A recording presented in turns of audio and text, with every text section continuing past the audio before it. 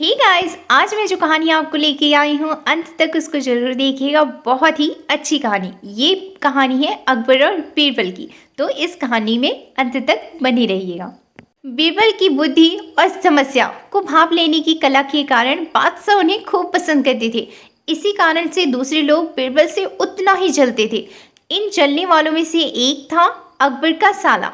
वो हमेशा से ही बीरबल को मिला हुआ खास स्थान लेना चाहता था। बादशाह जानते थे कि बीरबल जैसा कोई और हो ही नहीं सकता। वो अपने साले को भी ये बात समझाने की कोशिश करते थे, लेकिन उनका साला हमेशा कहता था कि वो भी काफ़ी बुद्धिमान है। इन सब बातों के कारण एक बार बादशाह के मन में हुआ कि अब ये ऐसा नहीं मानेगा, इसे कुछ कार्य देकर ही समझाना पड़ेगा। तभी अकबर ने अपने साले से कहा कि तुम अपने दिमाग और सूझबूझ से इस कोयले की बोरी को सबसे ज्यादा लालची सेठ दमड़ी लाल को बेच कर आओ। अगर तुमने ऐसा कर दिया तो मैं तुम्हें तुरंत बीरबल की जगह दे दूंगा।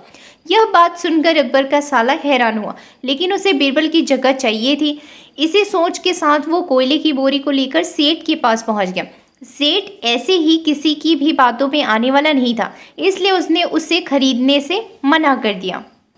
अब अपना उदास चेहरा लेकर अकबर का साला महल लौट आया। उसने कहा कि मैं इसे नहीं बेच पाया। इतना सुनते ही बादशाह ने बीरबल को अपने पास बुलाया।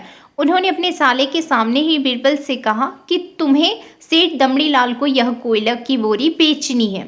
बादशाह का आदेश मिलने पर बीरबल ने कहा कि आप एक बोरी बेचने के लिए कह रहे हैं। मैं उस सेठ को एक कोयले का टुकड़ा ही 10,000 में बेच सकता हूँ। यह बात सुनकर अकबर का साला दंग रह गया। अकबर ने कहा कि ठीक है, तुम एक ही कोयले का टुकड़ा बेच आओ। बादशाह का आदेश मिलने पर कोयले का टुकड़ा उठाकर बीरबल वहां से चले गए। उन्होंने सबसे पहले एक मलमल के कपड़े का कुर्ता अपने लिए सिलवाया।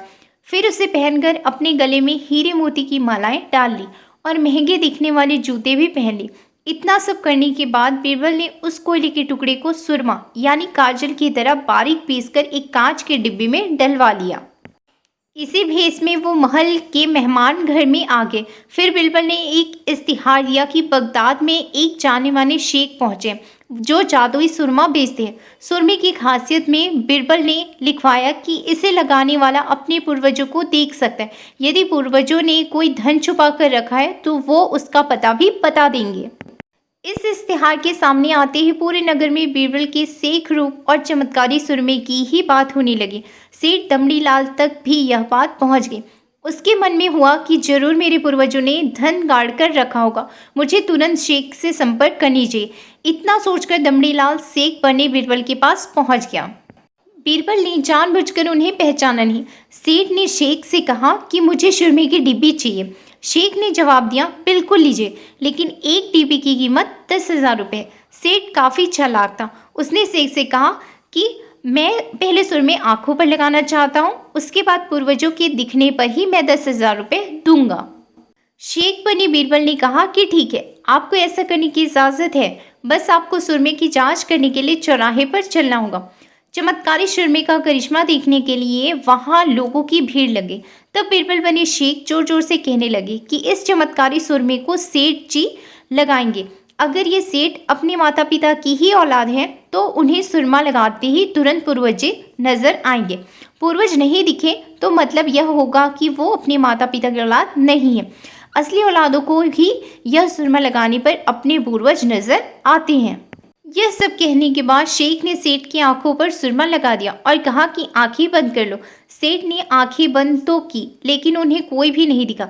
अब सेठ के मन में हुआ कि मैंने कह दिया कि मुझे कोई नहीं दिखा तो भारी अपमान हो जाएगा। इज्जत को बनाए रखने के लिए सेठ ने आंख खोली और कहा कि हाँ, मुझे अपने पूर्वज दिख गए। इसके बाद गुस्से में लाल सेठ ने बीरबल के हाथ में 10,000 रुपये थमा दिए। अब खुश होते हुए बीरबल महल से चले गए। उन्होंने कहा कि लीजिए बादशाह, एक कोयले के 10,000 रुपये, और सारा किस्सा सुना दिया। यह देखते हुए बादशाह का साला मुंह बनाकर महल से चला गया। इसके बाद से उसने कभी भी बीरबल की जगह लेने की बात अकबर से नहीं की। अकबर के महल में कई कीमती सजावट की वस्तुएं थी, लेकिन एक गुलदस्ते से अकबर को खास लगाव था। इस गुलदस्ते को अक्सर अकबर हमेशा अपनी पलंग के पास रखवाते थे। एक दिन अचानक महाराजा अकबर का कमरा साफ करते हुए उनके सेवक से वह गुलदस्ता टूट गया। सेवक ने घबराकर उस गुलदस्ते को जोड़ने की बहुत कोशिश की, लेकिन नाकाम रहा। हार कर उसने टूटा गुलदस्ता कूड़ेदान में फेंक दिया और दुआ करने लगा कि राजा को इस बारे में कुछ भी पता ना चले। कुछ देर बाद महाराजा अकबर जब महल लौटे तो उन्होंने देखा कि उनका प्रिय गुलदस्ता अपनी जगह पर नहीं है। राजा ने सेवक से उस गुलदस्ते के बारे में पूछा तो सेवक डर के मारे कांपने लगा। सेवक को जल्दी में कोई अच्छा बहाना नहीं सूझा तो उसने कहा कि महाराजा, उस गुलदस्ते को मैं अपने घर ले गया हूँ ताकि अच्छे से साफ कर सकूँ। यह सुनते ही अकबर बोले, मुझे तुरंत वो गुलदस्ता ला कर दो। अब सेवक के पास बचने का कोई रास्ता नहीं था। सेवक ने महाराज अकबर को सच बता दिया कि वो गुलदस्ता टूट चुका है। यह सुनकर राजा आग बबूला हो गए। क्रोध में राजा ने उस सेवक को फांसी की सजा सुना दी। राजा ने कहा, झूठ मैं बर्दाश्त नहीं करता हूँ। जब गुलदस्ता टूट ही गया था तो झूठ बोलने की क्या ज़रूरत थी। अगले दिन इस घटना के बारे में जब सभा में जिक्र हुआ तो बीरबल ने इस बात का विरोध किया। बीरबल बोले कि झूठ हर व्यक्ति कभी ना कभी बोलता ही है। किसी के झूठ बोलने से अगर कुछ बुरा या गलत नहीं होता तो झूठ बोलना गलत नहीं है। बीरबल के मुंह से ऐसा शब्द सुनकर अकबर उसी समय बीरबल पर भड़क गए।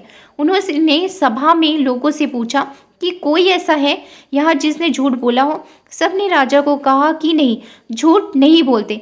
यह बात सुनते ही राजा ने बीरबल को राज्य से निकाल दिया। राज दरबार से निकलने के बाद बीरबल ने ठान ली कि वो इस बात को साबित करके रहेंगे कि हर व्यक्ति अपने जीवन में कभी ना कभी झूठ बोलता है।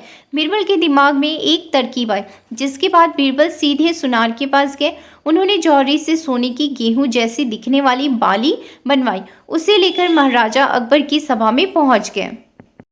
अकबर ने जैसे ही बीरबल को सभा में देखा तो पूछा कि अब तुम यहाँ क्यों आए हो। बीरबल बोले, जहाँपना, आज ऐसा चमत्कार होगा जो किसी ने कभी नहीं देखा हो। बस आपको मेरी पूरी बात सुननी होगी। राजा अकबर सभी सभापतियों की जिज्ञासा बढ़ गई और राजा ने बीरबल को अपनी बात कहने की अनुमति दे दी। बीरबल बोले, आज मुझे रास्ते में एक सिद्ध पुरुष के दर्शन हुए। उन्होंने मुझे यह सोने की बनी गेहूं की बाली दी है और कहा है कि इसे जिस भी खेत में लगाओगे वहाँ सोने की फसल उगेगी। अब इसे लगाने के लिए मुझे आपके राज्य में थोड़ी सी ज़मीन चाहिए। राजा ने कहा, यह तो बहुत अच्छी बात है, चलो हम तुम्हें ज़मीन दिला देते हैं। अब बीरबल कहने लगे कि मैं चाहता हूँ कि पूरा राज दरबार यह चमत्कार देखे। बीरबल की बात मानते हुए पूरा राज दरबार खेत की ओर चल पड़ा। खेत में पहुंचकर बीरबल ने कहा कि इस सोने से बनी गेहूं की बाली से फसल तभी उगेगी जब इसे ऐसा व्यक्ति लगाएगा जिसने जीवन में कभी झूठ ना बोला हो। बीरबल की बात सुनकर सभी राजदरबारी खामोश हो गए और कोई भी गेहूं की बाली लगाने के लिए तैयार नहीं हुआ। राजा अकबर बोले कि क्या राज दरबार में कोई ऐसा व्यक्ति नहीं है जिसने अपने जीवन में कभी झूठ ना बोला हो। सभी खामोश थे। बीरबल बोले, जहाँ बना, अब आप ही इस बाली को खेत में रोप दीजिए।